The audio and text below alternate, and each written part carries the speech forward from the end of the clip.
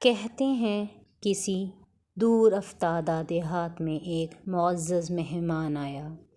بڑی آؤ بھگت ہوئی۔ گاؤں کا گاؤں اس کے سامنے بچھا جا رہا تھا۔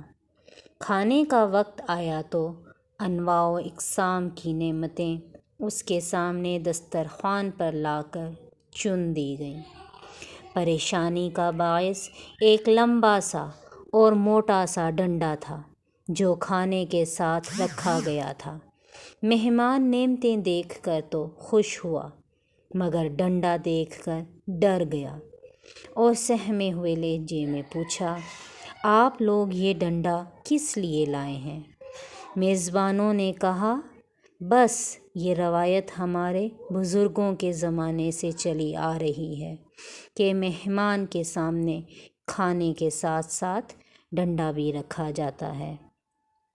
مہمان نے سوچا کہیں یہ تمام ضیافت کھانے کے بعد ڈنڈے سے ہضم نہ کرائی جاتی ہو، پھر بھی اس کا کچھ تو مقصد ہوگا، کہیں تو اسے استعمال کیا جاتا ہے، بھلا صرف مہمان کے آگے ہی ڈنڈا کیوں رکھا جاتا ہے؟ میزبانوں میں سے ایک نے کہا، اے معزز مہمان، ہمیں نہ مقصد معلوم ہے نہ استعمال، بس یہ بزرگوں سے چلی آنے والی ایک رسم ہے، آپ بلا خطر کھانا کھائیے۔ مہمان نے دل میں سوچا، بلا خطر ڈنڈے کے ساتھ؟ اس نے بھی اعلان کر دیا، جب تک آپ ڈنڈے کا راز فاش نہیں کرتے، کیڑے کو پتھر میں رزق دینے والی ذات کی قسم، میں آپ کا دیا ایک لقمہ بھی نہیں کھاؤں گا۔ اب تو پورے گاؤں میں کھلبلی مچ گئی کہ مہمان نے کھانے سے انکار کر دیا ہے۔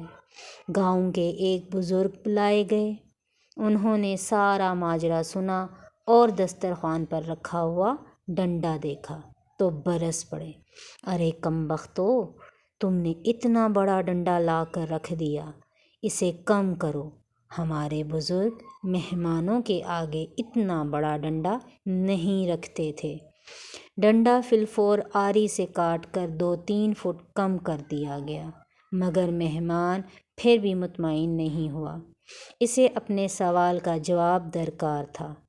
اب ایک نسبتاً زیادہ بزرگ بلائے گئے، انہوں نے بھی سارا ماجرا سنا، انہوں نے بھی ڈنڈا ناپ کر دیکھا اور انہوں نے بھی اعتراض کیا، ڈنڈا اب بھی بڑا ہے، ہمارے بزرگ تو مہمانوں کے آگے ایک چھوٹی سی پتلی سی ڈنڈی رکھا کرتے تھے۔ مذکورہ بزرگ کے کہنے پر باقی ماندہ ڈنڈا کاٹ کر اور چھیل کر ایک چھوٹی سی ڈنڈی بنا دی گئی۔ گو کہ اب ڈنڈے کا سائز اور جسامت خطرے سے باہر ہو گئی تھی، مگر مہمان کا تجسس برقرار رہا۔ اب تک آنے والے بزرگوں نے صرف سائز اور خطرات ہی کم کیے تھے، اس کا استعمال اور اس کا مقصد کوئی نہ بتا سکا تھا۔ مہمان اب بھی کھانا زہر مار کرنے پر تیار نہ ہوا۔ اب کی بار ڈھونڈ ڈھانڈ کر گاؤں کا ایک ایسا بزرگ لایا گیا جس کے سر کے بال کیا بھویں تک سفید ہو چکی تھیں۔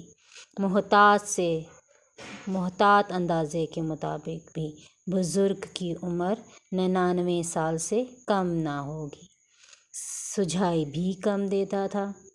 جب انہیں ڈنڈے کی شکل و صورت اور اس کا سائز تفصیل سے بتایا گیا تو وہ بھڑک کر اپنی لاٹھی ڈھونڈنے لگے، چیخ کر بولے، ارے عقل کے اندھوں، ہمارے بزرگ مہمان کے سامنے ایک چھوٹی سی پیالی میں ایک ننھا منا سا تنکا رکھا کرتے تھے تاکہ اگر مہمان کے دانتوں کی ریخوں میں گوشت کا کوئی ریزہ پھنس جائے تو وہ خلال کر کے اسے نکال باہر کریں۔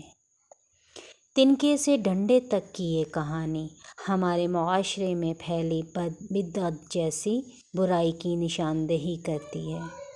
ہماری زندگی کے ہر شعبے میں کوئی نئی بات، کوئی بدعت حلال کے تنکے سے شروع ہوتی ہے، مگر پھر اس کا پیروکار اسے بڑھا چڑھا کر لمبا سا، موٹا سا اور بدنما ڈنڈا بنا دیتے ہیں۔